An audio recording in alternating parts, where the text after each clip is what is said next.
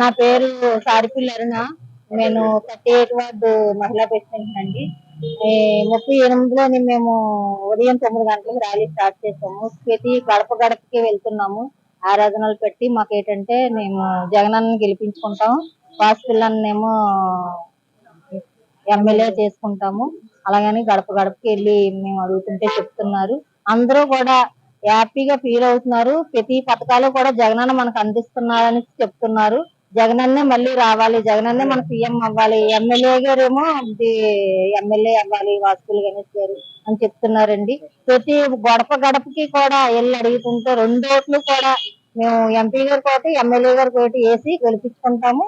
Jagananna CM చేసుకుంటాము, మన వాసుపల్లిని MLA చేసుకుంటాము, బొత్స ఝాన్సీ గారిని ఎంపీ చేసుకుంటామని చెప్తున్నారండి. ప్రతి ఇంటికి కూడా మాకు స్పందన బాగుందండి. ఎందుకంటే వెళ్ళగానే ఆహ్వానించి అమ్మ మేము జగనన్నకే ఓటేసుకుంటాం, ఫ్యాన్ గుర్తుకే ఓటేసుకుంటాం అని మమ్మల్ని ఆహ్వానిస్తున్నారండి. గడప గడపకి వెళ్ళి మేము చెప్తున్నామండి. జై జగన్, జై వాసుపల్లి, జై జగన్. నమస్తే అండి. మేము 38 వార్డు నుండి మాట్లాడుతున్నాము. ఈరోజు 38లోని వార్డు పర్యటన చేస్తాము.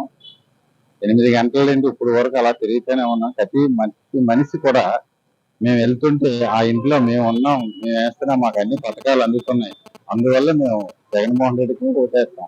అలాగే గణేష్ కుమార్ గారు ఎంతో 2 సంవత్సరాల నుండి ప్రతి ఇంటికి వెళ్ళి అతను ఎవరు ఒంట్లో బాగులేకున్నా, ఎవరు ఏం చేసినా వెళ్ళి ఒక మనిషికి సాయం చేసి మందులని ఎంతో సాయం చేసిన గణేష్ కుమార్ గారిని మేము గెలిపించుకుంటాం ఈసారి. ఎలాగైనా సరే ఎన్ని పార్టీలు వచ్చినా, ఎంతమంది కలిసి వచ్చినా సరే గణేష్ కుమార్ అక్కడ సెంట్రల్ స్టేట్ లోనేమో జగన్మోహన్ రెడ్డి గారు ఉంటారని ప్రతి మనిషి వార్డు తిరిగినా సరే, ఎక్కడ ఏ ఇంటికి వెళ్ళినా సరే అదే.